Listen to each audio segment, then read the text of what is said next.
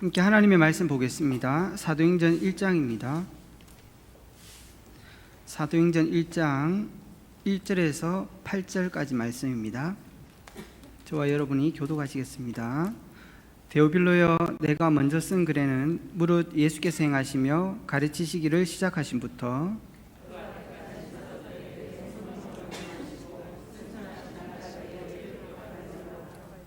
그가 고난 받으신 후에 또한 그들에게 확실한 많은 증거로 7이 살아계심을 나타내사 40일 동안 그들에게 보이시며 하나님 나라의 일을 말씀하시니라.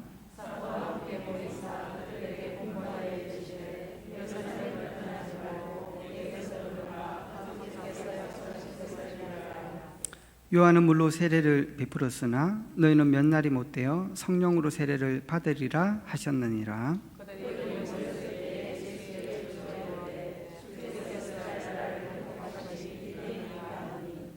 이르시되 때와 시기는 아버지께서 자기의 권한에 두셨으니 너희가 알 바 아니요 오직 성령이 너희에게 임하시면 너희가 권능을 받고 예루살렘과 온 유대와 사마리아와 땅끝까지 이르러 내 증인이 되리라 하시니라.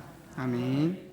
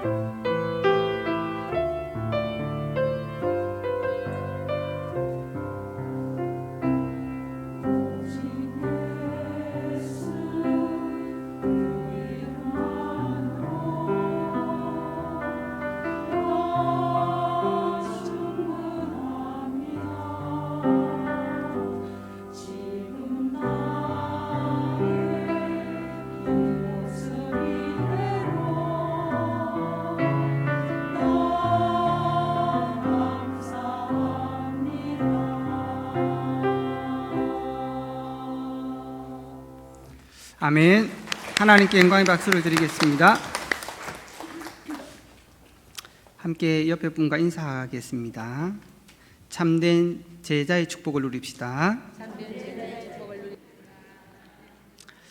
오늘 이 예배 통해서도 우리가 알고 있는 이미 그 복음의 축복들을 더 알고 누리는 그런 시간이 되시기를 바라고, 무엇보다 정말 교회의 축복을 누리는 시간 될 수 있기 바랍니다. 그래야 정말 우리가 승리해야 되는 그 현장 속에서, 세상 속에서 세상의 것을 의지하지 않고 이길 수 있는 거죠. 교회에서 말씀 속에 위로를 못 받고 정말 하나님을 바라보면서 힘을 얻을 수 없다면 이 땅에 소망은 없는 것입니다. 그걸 아는 것이 죄자인 거죠. 이번 한 주간에도 또 오늘 이 예배 시간에도 조금은 더 복음을 또 마음에 새기고 또 교회의 축복을 누리는 시간 되기를 주의 이름으로 축원합니다. 오늘 이 말씀 가지고 초대교회가 미리 가진 것이라는 제목으로 하나님의 은혜를 나누기 원합니다. 지금 쉽지 않죠, 시대가. 뉴스도 그렇고 뭐 세상이 돌아가는 것도 그렇지만 그런 걸 접하니까 참 마음도 자꾸 무거워지는 것 같아요. 또 대구도 또 코로나 2단계 벗어난 지 얼마 되도 안 했는데 참 어려운 것 같습니다.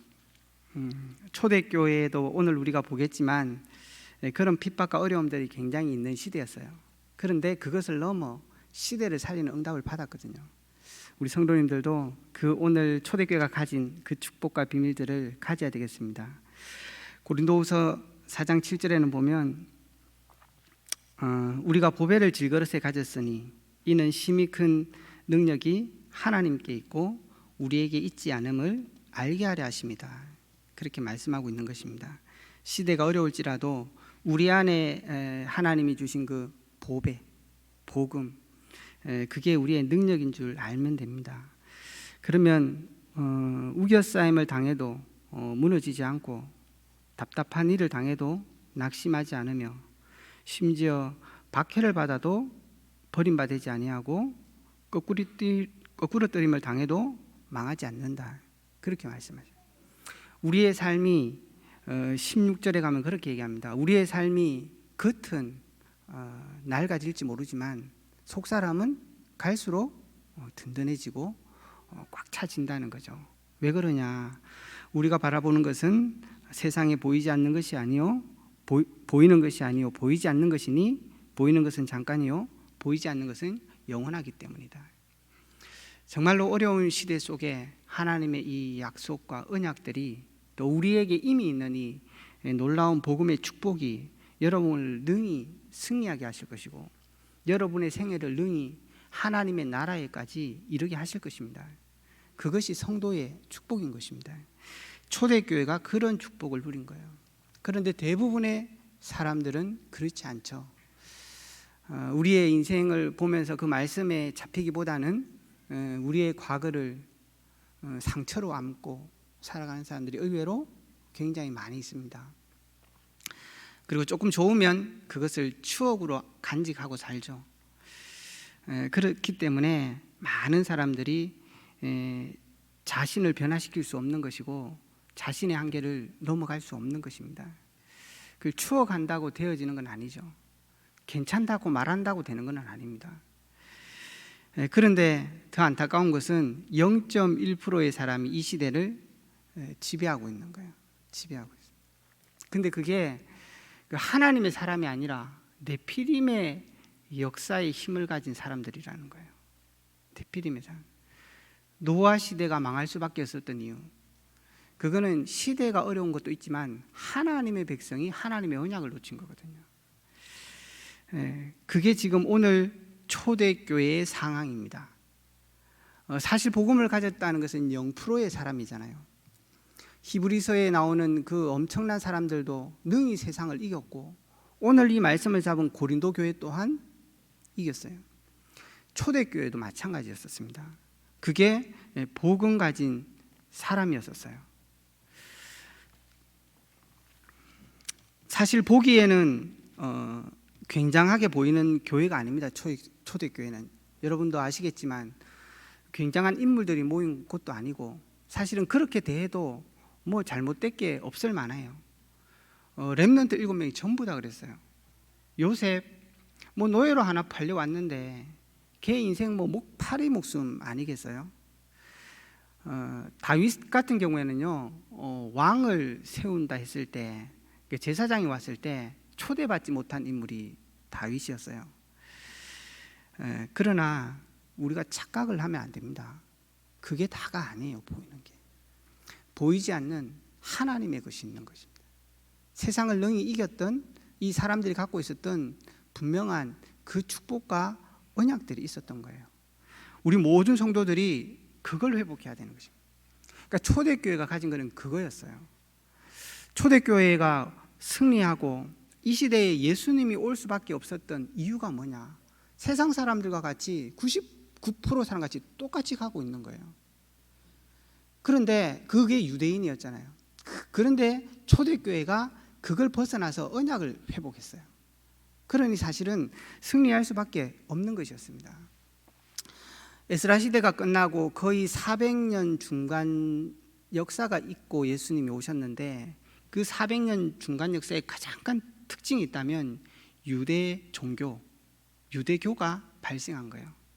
한마디로 얘기하면 0%의 복음 가진 사람이 복음을 종교로 바꿔놔버린 거예요. 그때 사람들의 특징들이 있잖아요. 오늘 나왔던 이 사도행전 1장은 사실은 복음서를 전제로 하고 말하는 메시지잖아요. 그러니까 사실 오늘 이 언약은 복음서에 나와 있는 내용을 얘기하는 겁니다. 그래서 그 시대에 400년을 거치면서 결국 어떤 면에서는 열심당원 같은 사람들이 그 시대에 있었어요. 한번 우리나라 한번 제대로 회복시켜보자. 진짜 영적인 나라 놓치고 이스라엘 나라가 언제 되겠냐 한번. 그래서 한번 회복도 시켰어요. 한 300년쯤 됐을 때 회복도 시켰어요. 그러나 결국은 무너진 것입니다. 그때 사두개파들이 그 복음을 가졌던 그 백성이 400년을 거치면서 그 종교로 머물러 있는 거예요. 그래서 예루살렘 성전을 자기 직장 삼아 진짜 거기서 돈 벌고 거기를 중심으로 경제 활동을 했던 사람들이 사두개파입니다. 그게 지금 예수님이 올 때 있었던 사람들이에요. 하나님의 언약도 하나님의 비전도 하나님의 꿈도 없는 거죠. 그리고 바리새인들은 어땠습니까?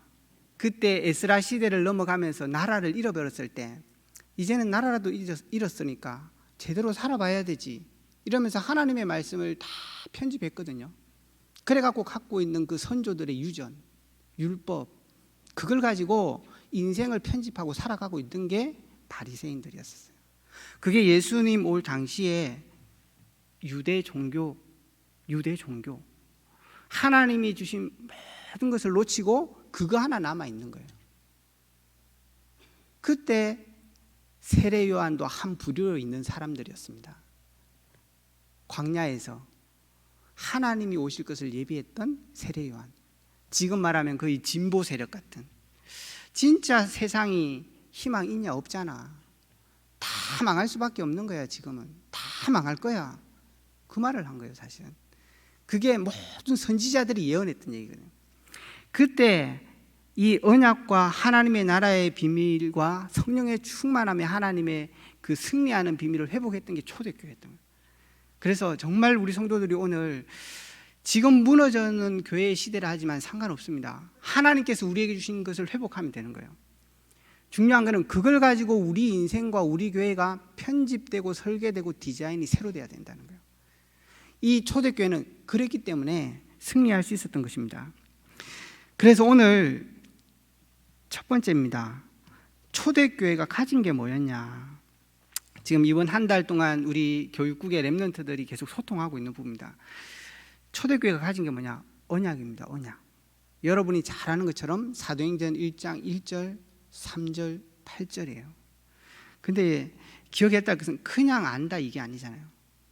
이게 사실 엄청난 축복이거든요. 우리가 이걸 은혜로 받았다는 것은 굉장한 건데 지금 유대인들처럼 또 머지않아 이게 종교로 남아져 가는 거예요. 그런데 초대교회는 이 언약을 회복했던 거예요.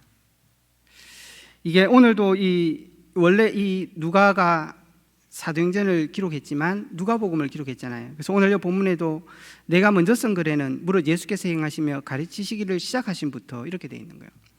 예수님이 그냥 어느 날 뜩 나와서 이 메시지를 한 게 아니라 이 구약에 이미 나왔던 그 내용들, 그걸 예수님께서 다 이루신 거예요. 그래서 이번 주에도 우리 강단에서 목사님이 말씀하셨습니다. 진짜 성경의 중요한 내용들이 뭐냐? 제사장들로 삼았다는 거예요. 그리고 왕을 세웠다는 거예요. 그리고 선지자가 메시지를 했다는 거예요. 그 구약 전체를 이룬 게 예수님이신 것입니다. 초대교회가 그걸 놓치고 있는 거예요. 이 언약이 그냥 언약이 아니라 누가복음 4장에 보면 이 누가가 적을 때 예수님을 예언하시면서 그렇게 얘기하셨습니다. 이사야 61장에 예를 들면서 죽은 자가 살아나고 갇힌 자가 자유를 얻을 거다. 그 일을 이루실 자가 이제 오신 거다 얘기하시면서 이사야를 얘기하신 거예요. 다시 말하면 가깝게는 700년 전 이사야 시대를, 멀게는 영원 전에 있었던 그 말씀이 지금 성취되고 있다는 거예요. 우리에게 오늘 온 이 복음이 그런 복음이라는 것입니다. 그래서 마태복음을 시작하면서 계속 나오는 게 뭡니까? 애굽에 내려가는 거, 동정녀에서 탄생하신 거, 다시 가버나움으로 가는 거, 그게 다 뭐라고 말씀하십니까? 하나님이 주신 구약의 말씀이 뭘 이루기 위한 것이라고 말씀하는 것입니다. 그래서 우리가 가진 언약은 그런 것입니다. 그래서 이번 주 강단에도 말씀하셨던 것처럼 참 제사장의 축복을 우리에게 주신 것이다. 처음부터 아브라함 족장 시대에 그 얘기를 하신 거예요. 왜 아브라함을 세웠습니까? 저와 여러분이 잘 아는 것처럼 창세기 1장에서 창세기 11장까지 나오는 내용이잖아요. 그게 사실은 오늘 사도행전 1장 1절, 3절, 8절 내용입니다. 그게 지금까지 오고 있는 거예요. 근데 결국은 그 언약을 붙잡고 살았던 사람들과 그 언약을 놓치고 자기의 나라를 만들고 자기 인생을 살았던 사람들의 두 흐름이 성경에 계속 나오는 겁니다. 그게 창세기 1장에서 11장까지인 거예요. 그렇게 살지 말고 하나님께서 아브라함을 불러서 하나님의 나라의 백성으로 하나님의 나라를 이루면서 살아라는 것입니다. 그래서 창세기에도 아브라함을 만드실 때 그렇게 만드십니다. 하나님의 형상으로 만드시고 만물을 정복하고 다스리도록. 네가 에덴을 마음껏 다스릴 수 있지만 잊지 말아라. 내가 창조주고 내가 참된 하나님이다. 내가 너의 주인이고 왕이라는 것입니다. 그 안에서 마음껏 누리라는 것입니다. 그런데 그걸 놓치는 거예요. 하나님께서는 이 아담을 세워서 하나님의 나라를 이루고 하나님의 나라를 통해서 전 세계가 축복을 누리기를 원하셨던 거예요. 근데 그걸 놓치고 계속 창세기 11장까지 두 흐름이 나오는 것입니다. 그렇게 하나님의 사람으로 예배하는 자들과 세상의 제국을 이루면서 성을 쌓고 자기의 것을 이루어가는 사람들의 내용이 창세기 11장까지 나오는 거예요. 그 속에 하나님께서는 제사장의 가문들 같이 세웠다고 말하는 거예요. 그게 뭡니까? 하나님의 사람으로 살라는 거죠. 그래서 거기서 나오는 게 성전, 거기서 드리는 게 제사. 왜 그렇습니까? 그걸 통해서 모든 죄를 사하는 거라고. 사하고 하나님의 백성처럼 살아라는 것입니다. 근데 그 언약을 놓치니까 또 애굽에 놓여야 되는 거예요. 하나님께서 그걸 회복시키십니다. 그리고 하나님께서는 이제는 그 백성을 가나안에 딱 보내가지고 이제는 가나안 땅에서 제대로 내 백성으로 살아봐라. 하나님이 주신 이 언약을 가지고 하나님의 나라, 다시 말하면 제대로 하나님의 나라 이루고 열방이 복을 얻게 하는 그 축복을 누리라고 왕을 세운 거예요. 그 대표적인 축복을 받은 사람이 다윗이었잖아요. 그런데 다윗 이후로 모든 왕이 또 다르게 가는 거예요. 그 다윗과 다른 왕의 차이는 하나밖에 없어요. 중심이 다른 거예요. 하나님이 우리 창조주시고 절대 주권을 갖고 계시는 분이시라는 거예요. 그래서 다윗은 자기 마음대로 인생 안 살았습니다. 심지어는 사울조차 자기 마음대로 안 했어요. 그게 다윗의 중심이었습니다. 그게 언약 가진 사람들이었어요. 그래서 많은 왕들이 나왔지만 결국은 또 하나님의 언약을 놓치고 살아가게 되니까 결국 포로되고 노예될 수밖에 없었던 거예요. 그때 하나님께서 왕을 넘어 세운 사람들이 선지자라는 거예요. 선지자를 통해서 뭘 얘기하십니까? 너희들 그렇게 살면 망한다는 것입니다. 하나님 없이 살아봐라. 영적 문제밖에 도구냐 너희가. 그 얘기를 하시면서 너희가 하나님께 돌아오라는 거예요. 근데 그 말을 듣지 않고 결국은 아수르, 바벨론 망하는 것입니다. 그래서 지금 400년을 거치면서 유대 종교만 딱 남아가지고 예수님이 오셨을 때에 바리새인, 사두개인, 열심당 고르고 있는 상황인 거예요. 그때 예수님이 오신 것입니다. 그래서 하나님께서 우리에게 지금 초대교회가 회복한 이 언약은 그 영원 전부터의 언약인 거예요. 그래서 오늘도 잠깐 제일 첫 번째로 이 사도행전을 통해서 초대교회가 가진 걸 볼 때 한번 요한복음을 잠깐 살펴보려고 합니다. 왜냐하면 결국 오늘 이 사도행전 1장 1절의 그리스도의 언약은 예수님께서 오셔서 공생애를 살아면서 하셨던 그 일을 말씀하시는 거거든요. 그래서 예수님이 처음 오셨을 때 세례 요한에게 갑니다. 가서 그의 제자들을 만나기도 하고 그렇게 해요. 왜 그렇게 했을까요? 구약에 결국은 왕이 하나님의 나라의 축복과 복음의 언약을 놓치고 살아갔을 때 그걸 정말 돌아오도록 진심으로 얘기했던 게 선지자들이었거든요. 근데 그 대표적인 게 예레미야였었어요. 그 사람의 계를 잇는 게 세례 요한인 거예요. 다시 말하면 이 예수님이 이 선지자의 메시지를 이어서 지금 오고 있다는 얘기인 것입니다. 그냥 오늘 나타난 게 아니라 하나님의 말씀이 이어오고 있다는 것입니다. 그래서 이사야 61장을 들어서 누가복음에서는 이 예수님이 이 일을 하실 거라고 그렇게 말씀하시는 것입니다. 예수님이 그냥 한 게 아니었습니다. 그래서 첫 6월절에 예수님께서 요한복음에 보면 요한복음은 예루살렘에서 있었던 예수님의 사역을 중심으로 기록하고 나머지 공간복음은 갈릴리를 중심으로 사역합니다. 그래서 예수님이 예루살렘에 오셨을 때는 대표적인 메시지들을 계속 하셔요. 그래서 첫 번째 올라왔을 때에 여러분이 잘 아시는 것처럼 요한복음 3장에 가면은 예수님께서 세례 요한을 만나시고 나서 성전에서 처음 하시는 게 뭐죠? 성전을 다 무너뜨리는 거예요. 성전이 완전히 기능을 상실하고 놓쳐버린 거예요. 거기에서 장사하고 있고 거기서 돈 벌고 있는 거예요. 이거 아니라는 것입니다. 그래서 완전히 다 뒤엎으십니다. 내가 이거 다시 일으킬게 3일 만에. 하나님의 언약과 하나님의 나라를 새로 세우겠다는 것입니다. 하나님께서 그 말씀을 하시기 위해서 첫 번째 가셔서 그 일을 하시는 거예요. 그래서 세례 요한의 메시지를 거기서 받는 거예요. 예수님이 맨 마지막에 죽기 전에 일주일 전에 성전에 들어가서 화요일 날 마지막 바리새인, 사두개인, 열심당 다 모였을 때 마지막 메시지도 그 메시지였습니다. 거기에 나오는 바리새인을 보고 너희들이 성전을 향해서 그렇게 얘기한 세례 요한이 누군지 지금 말해보라고 얘기해요. 그때 마지막에 예수님께서 일주일 남겨놓고 화요일 날 들어가셔서 가장 긴 논쟁을 하십니다. 그때도 이 얘기를 하죠. 세례 요한이 누군지 얘기해보라는 것입니다. 그거는 어떤 면에서 말할 수 없는 핀잔을 주려는 게 아니라 나는 그냥 온 게 아니라 하늘로부터 온 사람이라는 거예요. 그걸 말씀하시는 거예요. 그래서 세례 요한에 대해서 그 사람들이 얘기 못해요. 세례 요한이 위로부터 왔다 하면 왜 말 안 듣냐 얘기할 거고, 아니라 하면 백성들이 자기들을 싫어할 거니까 말을 못하는 것입니다. 근데 예수님께서는 거기서 그 얘기 하십니다. 나는 하늘로부터 왔다.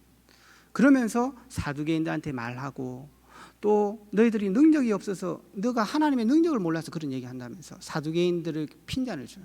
그리고 나서 마지막에 시편 110편에 다윗의 말씀을 가지고 마무리를 하십니다. 다윗이 내 후손으로 올 그 사람을 보고 주라고 얘기했다. 그러면 그게 다윗의 자손이냐? 하나님의 아들이라는 것이에요. 그 말 이후에 이 유대 종교인들의 각 사람들은 더 이상 예수님에 대해서 묻지 않습니다. 그분이 그 선지자 되신 그 일을 이루시고 이곳에 오셔서 그 일을 행하셨다는 거예요. 그 말씀을 하시는 거예요. 두 번째 예수님께서 그리고 갈릴리 가서 사역을 쭉 하시다가 다시 두 번째 유월절에 올라오십니다. 그래서 요한복음 3장에 세례 요한을 두고 말씀하시면서 그때 중요한 메시지가 요한복음 3장 16절이에요. 내가 이 땅에 와 내가 세상을 이처럼 사랑하사 독생자를 주셨으니 이는 저를 믿는 자마다 멸망치 않고 영생을 얻게 하려 하십니다. 그게 정말로 선지자들이 계속 했던 그 메시지였습니다. 그걸 예수님이 하시면서 나는 생명을 주고 너희에게 영원한 축복을 주러 왔다는 거예요.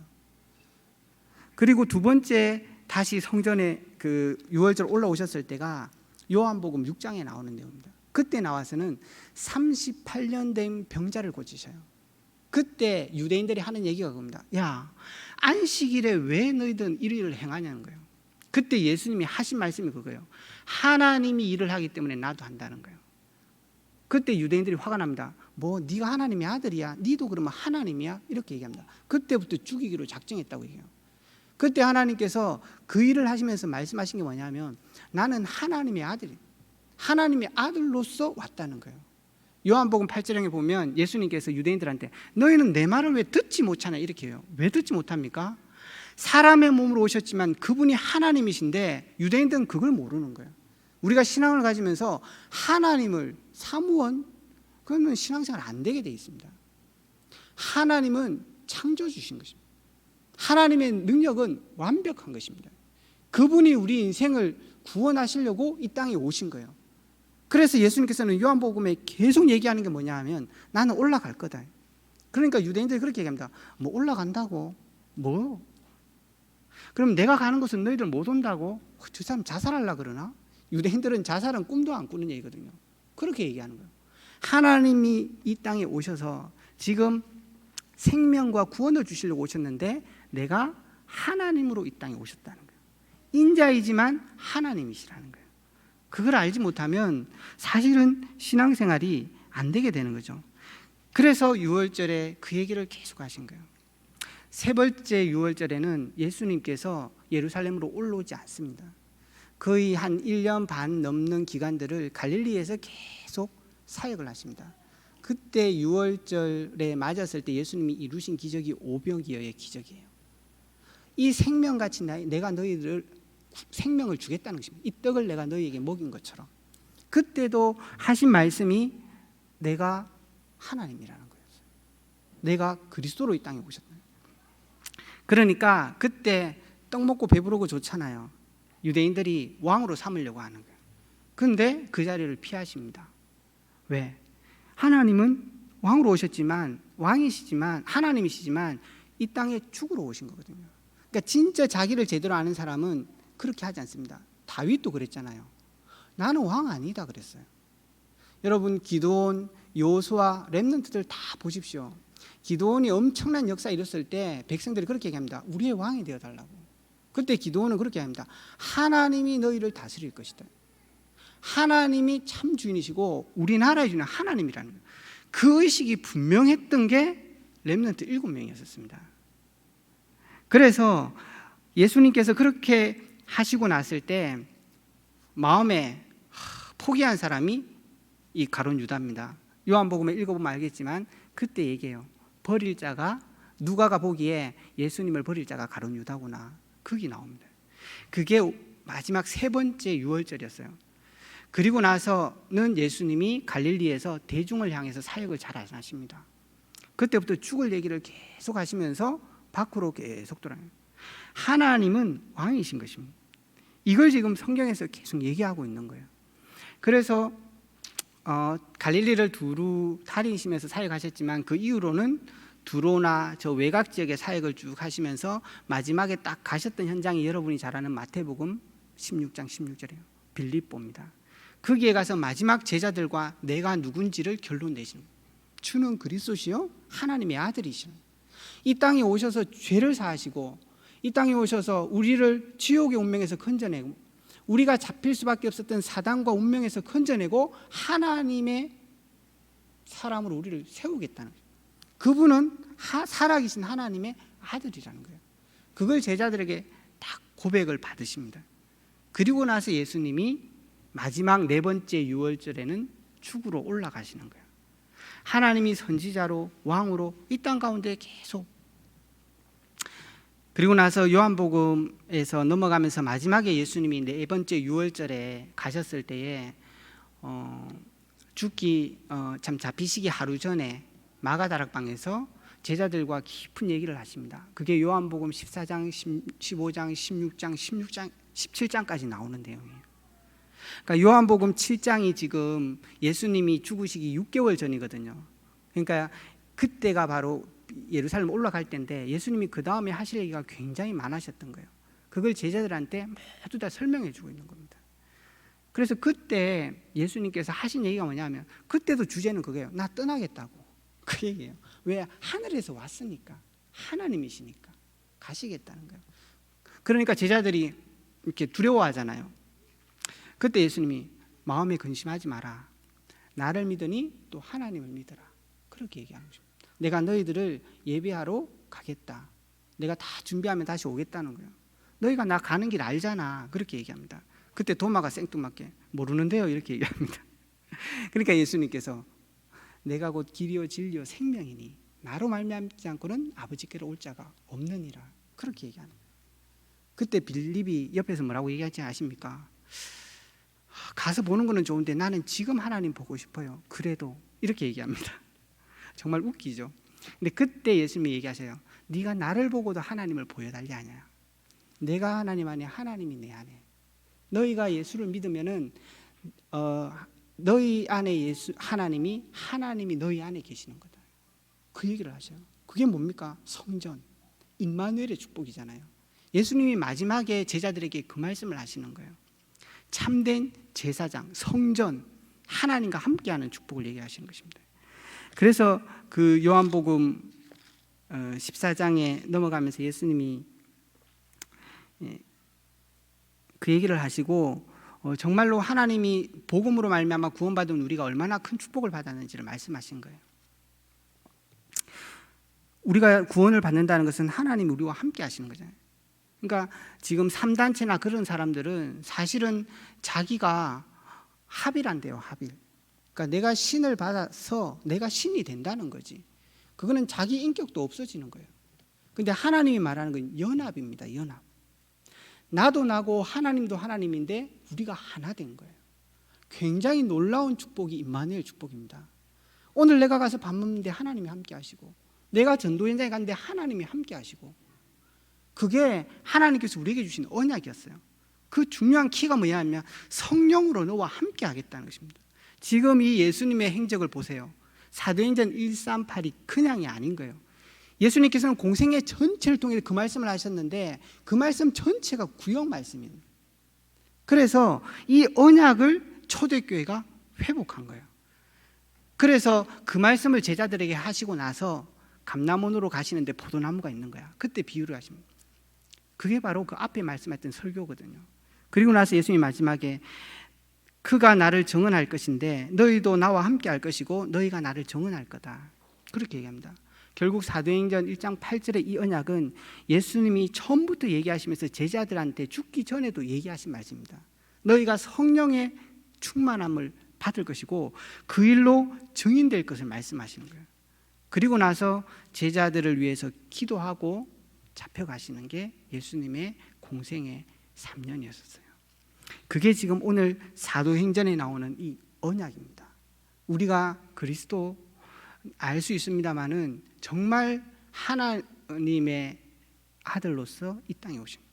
그래서 요한복음 8장 32절에 진리를 알지니 진리가 너희를 자유케 하리라. 그 인간의 몸으로 오신 그 예수님이 하나님이시라. 그분이 창조주시고 그분이 인생의 모든 것이라는 거죠. 그 하나님께서 이 복음의 언약을 주시면서 멸망하고 저주받을 수 밖에 없는 우리 인생을 구원하시고 그 백성들과 함께 하나님의 나라를 이루기를 원하는 게 하나님의 비전이시다. 그것도 너희 힘으로 해봐 이게 아니었었어요. 성령으로 함께 하시면서 모든 일을 이루시겠다고 말씀하신 거예요. 그걸 지금 초대교회가 회복한 겁니다. 영원한 언약. 너무 길었습니다. 두 번째는요, 중요한 것은 이 초대교회가 이 하나님이 주신 이 언약을 가지고 제대로 누리기 시작했습니다. 그게 뭐냐 하면 결국 하나님께서 이루실 이 하나님의 나라와 세계복음화의 언약은 여정이 있잖아요. 초대교회도 그 시간표가 계속 있었습니다. 이 언약을 가졌는 것도 중요하지만 이제는 그것에 결론 내고 마가다락방의 모습에 집중한 거예요. 그리고 나니까 하나님의 역사가 정말 말씀대로 성취된 거예요. 성취돼서 역사가 시작되는데 3장부터 12장까지 넘어가는 걸 보면 어려움이 계속 옵니다. 초대교회에. 그게 우리 인생하고 똑같잖아요. 구원을 받았는데 우리 인생도 마찬가지거든요. 정말 초대교회가 누렸다는 것은 어떤 면에서는 내 마음대로 인생이 다 되어졌다 이런 게 아니에요. 자기 인생의 시작과 끝을 알고 있는 거예요. 그 사람은 누릴 수 있습니다. 우리 인생이 복음을 받고 어려움이 있어도 복음을 체험하고 뿌리가 내려져 가고 결국은 우리를 통해서 사람들이 살아나는 전도운동이 일어나는, 이게 초대교회의 시간표고 우리 인생의 시간표인 겁니다. 앞으로 우리 교회의 시간표인 거예요. 목사님 이번 주에도 얘기했지만 교회 갈등 있어도 문제 없어. 문제 없습니다. 하나님이 주인 되셔서 하나님이 이 일을 이루어 가시는 거예요. 중요한 건 뭐냐 하면 우리가 하나님이 이미 주신 복음으로 우리가 각인해야 돼요. 그걸 편집이라고 얘기합니다. 편집은 말씀으로 하는 거예요. 그런데 정말로 우리 삶을 설계한다 이랬을 때는 지금 내가 있는 이 어려움의 삶의 현장 속에서 하나님의 것을 찾는 거예요. 그러니까 초대교회는 이 어려운 시간들을 통해서 자기 나름의 제자들이 설계가 다 된 거예요. 참고할 것은 베드로는 베드로에게 맡게, 바울은 바울에게 맡게. 베드로는 수준이 낮아서 예루살렘 선교하고 바울은 수준이 좋아서 로마까지 간 건 아닙니다. 하나님이 이루어지는 그 역사 속에서 그렇게 설계된 거예요. 그래서 우리 모든 성도님들도 나에게 맞는 말씀과 나를 향한 전도가 있습니다. 그걸 통하여서 세계복음화를 이루어 가는데 그게 하나 딱 되어서 하나님의 역사가 나타나는 거예요. 그게 설계된 거였어요. 결국은 이게 마지막에 딱 디자인이 되는데 그거는 어떻게 해야 됩니까? 현장을 놓고. 그러니까 우리 모든 성도들이 있는 삶의 현장에 하나님이 디자인할 거라 그러잖아요. 다시 말하면 그 현장의 다락방이, 그 현장의 RUTC가, 그 현장의 지교회가 세워지는 축복들이 일어나는 거예요. 그러니까 초대교회가 이걸 제대로 누린 겁니다. 어떤 면에서 인생 전체를 누린 겁니다. 인생 전체가 CVDIP였어요. 그래서 하나님의 말씀으로 정말 내 신분과 권세를 각인하고 내 모든 삶의 기준을 10가지 발판으로 딱 잡은 거예요. 그러고 나서 어떻게 어려움 당하고 힘든 일이 계속 있겠지만 그때마다 10가지 비밀로 생각을 한 거예요. 아, 하나님이 함께 하시는데 하나님이 계시니까 분명히 계획이 있을 거다. 아, 이 사람 아닌 것 같지만 분명히 하나님을 향한 계획이 있을 거다. 그게 눈이잖아요. 보는 눈인 거예요. 그러니까 우리가 오늘 설계를 계속해야 되는 거예요. 그러니까 초대교회는 빌립, 스데반 전부 다 제자들이 그렇게 설계돼 가서 자기만의 하나님의 계획들이 계속 이루어졌던 거예요. 그게 완성될 때 시스템으로 딱 뿌리 내려서 지역마다 교회가 세워지고 다락방의 운동들이 일어난 겁니다. 그게 초대교회가 누렸던 두 번째입니다. 누림. 인생의 시간표 전체를 누린 게 초대교회였습니다. 마지막 세 번째는 하나님의 목표가 있었어요. 그게 세계복음화예요. 그래서 마지막까지 어떻게 세우냐면 로마서 16장의 인물처럼 모든 사람을 하나님의 이면 가진 자로 세웠던 겁니다. 우리 성도들에게 그런 축복이 있을 줄 믿습니다. 초대교회가 가진 것은 하나님의 분명한 언약이었어요. 그 언약을 각인 뿌리 체질 내린 제자였습니다. 그리고 정말로 그 제자들로 말미암아 곳곳에 다락방부터 지교회까지, 이제는 RUTC까지 모든 현장에 지금 우리 모든 성도들이 그 그림을 딱 그리고 대구를 보고 237을 보는 거예요. 그리고 오늘 예배를 드리는 겁니다. 그게 교회의 축복입니다. 여러분 옆에 성도님들 어떻게 보이십니까? 오늘도 하나님께서 세워가고 있는 거예요. 정말로 그분 때문에 세계복음화와 대구복음화는 일어날 겁니다. 그게 아니면 교회 와서 많은 어려움을 당하게 될 거예요. 그래서 정말 초대교회의 이 축복들을 저와 여러분이 누릴 수 있기를 주의 이름으로 축원합니다. 언약, 시간표, 누림, 그리고 분명히 유대인들이 놓쳤던 세계복음화, 하나님의 나라를 이루는 전도와 선교를 회복했던 게 초대교회예요. 하나님께서는 우리 교회가 그 언약을 붙잡기를 원하시는 것입니다. 결론 맺겠습니다. 우리는 그런 아이러니한 생각들이 많이 있습니다. 건강하기를 원하시잖아요. 근데 몸에 좋은 걸 먹지 않아요. 입에 맛있는 걸 먹습니다. 정말로 저와 여러분들이 오늘 새롭게 말씀으로 각인할 수 있기 바랍니다. 그게 우리를 회복하는 거고 교회를 회복하는 비밀인 것입니다. 그래서 그 일에 집중할 수 있기 바랍니다. 그리고 또 하나는 응답을 받는 중요한 비밀이 뭐냐? 이 초대교회 응답을 우리가 어떻게 누릴 거냐? 첫 번째, 언약을 정확하게 잡아야 됩니다. 이 초대교회처럼. 그런데 오늘 우리의 삶을 들어갔을 때에 그 현장의 시간표 속에서 내 생각이 굉장히 중요한 거예요. 그래야 응답을 누릴 수 있습니다. 내가 아무리 언약을 잡았어도 오늘 당한 문제 앞에 내가 낙심하고 틀리게 생각한다. 그러면 응답 못 받는 거예요. 그게 두 번째입니다. 세 번째는 그 응답이 왔을 때가 중요한 거예요. 우리 렘넌트도 특별히 성공하면 전도해야지, 돈 벌면 교회에 헌금해야지, 뭐 받아봐야 알죠. 사실은 한나 같은 게 참 축복된 게 그 응답을 받고 그 나실인 된 사무엘을 드렸거든요. 그대로. 사실 그거 보이는 거 아니잖아요. 근데 그것 때문에 응답이 오고 안 하고 차이가 나는 것입니다. 그래서 정말 우리 모든 성도님들이 참된 응답의 축복을 누려야 되겠습니다. 하나님께서 결국은 이 일을 해가실 것입니다. 그래서 우리를 부르신 것입니다. 이번 한 주간에도 참된 교회의 축복, 임마누엘, 정말 교회를 이해하고 세상을 이해하고, 그래서 초대교회가 가졌던 것, 이것을 가지고 우리 인생을 새롭게 편집 디자인해서 정말 여러분 때문에 한 시대가 사는 축복이 있기를 주의 이름으로 축원합니다.